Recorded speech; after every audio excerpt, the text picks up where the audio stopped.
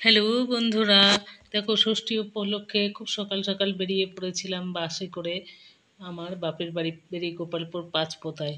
তো সাথে ছিল আমার ছোট ছেলে আর আমি, বড় ছেলে পড়ে গেছিল। তো আমরা বাসে করে চললাম, পাঁচপোতার দিকে রওনা দিয়েছি। বাসটা খুব স্পিডেই চললো।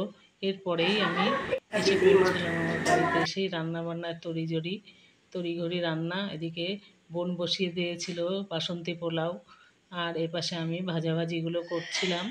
তো একবারে গ্যাসে দুটো ওভেনেই দুটো চুল্লিতে বসিয়ে দিয়েছিলাম। এপাশে আমি আলু 5 রকম ভাজা ভাজছিলাম, আর ছোটো বোন ওপাশে বাসন্তী পোলাওটা রান্না করলো। আর আমি যাওয়ার আগেই মাটন করে নিয়েছিল, বাদ বাকি চাটনি ফাটনি আমি গিয়ে করলাম।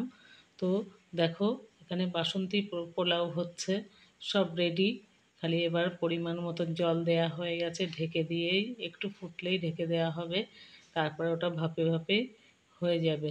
তো প্রথম আর কি এটা বোন তৈরি করেছিল, তো বেশ খেতে সুন্দরই হয়েছিল। সব জামাইরা খেয়েও খুব বাহবা দিয়েছে বোনকে। ও খুব সুন্দর রান্না শিখে গেছে। আর এই পাশে আমি শটে মানে একটু চাটনি করলাম, আর 5 রকম ভাজা ভাজলাম।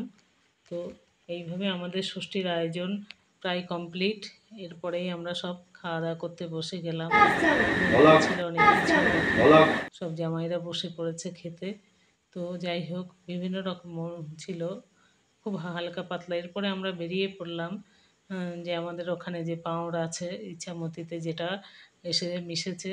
আমরা একটা ইঞ্জিন ভ্যানে করে সন্ধ্যের দিকে বেরোলাম। খুব ভালো লাগছিল, অনেক দিন পরে এরকম আর কি নিরিবিলি একটু ঘুরতে পারলাম।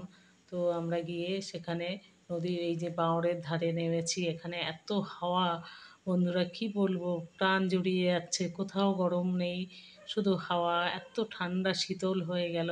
শুধু মন প্রাণ দেহ সবই ঠান্ডা হয়ে গেল, এত ভালো লাগলো ঘুরে। এটা আমার বোনের ছেলে, দেখো, খুব মিষ্টি মিষ্টি কথা বলে এবং গান জানেও, খুব সুন্দর গান গাইতে পারে। তো দেখো, প্রায় বেলা ঘনিয়ে এসছে, আমরা একটু নৌকায় ঘুরবো বলেই গেছিলাম নদীতে। তো এবার আমরা বোটে করে সমস্ত দিকে ঘুরে টুরে আমাদের বাড়ি রওনা দেওয়ার টাইম হলো, আমরা ফিরলাম।